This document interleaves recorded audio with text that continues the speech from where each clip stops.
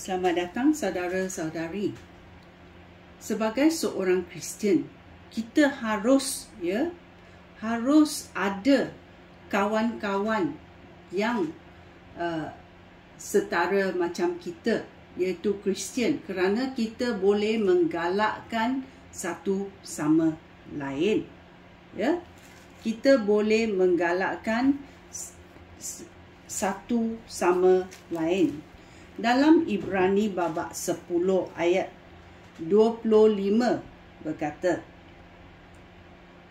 janganlah kita hentikan kebiasaan berkumpul bersama-sama seperti yang dilakukan oleh beberapa orang saudara.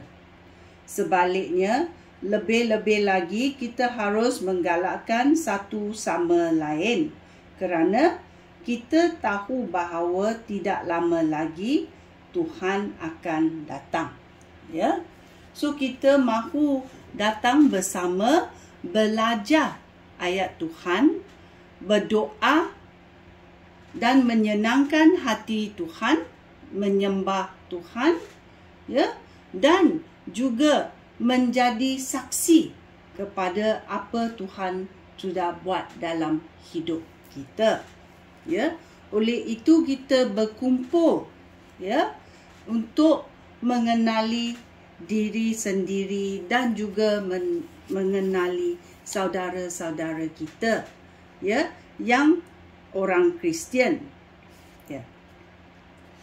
Oleh itu dalam Lukas babak 4 ayat 16 berkata,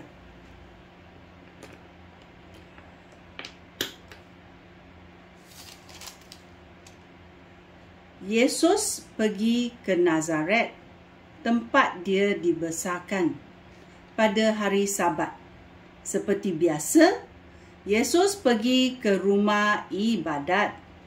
Dia berdiri untuk membaca Alkitab.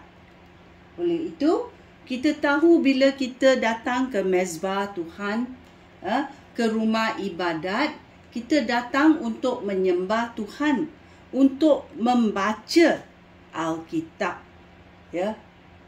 untuk mengenal Tuhan. Dalam Kisah Rasul-Rasul babak 20 ayat 7 juga berkata, pada petang Sabtu kami berkumpul untuk makan bersama-sama saudara seiman.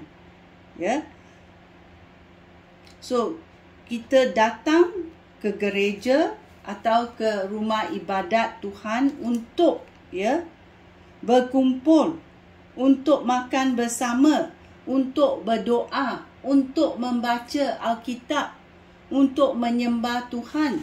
Itulah kita datang bersama.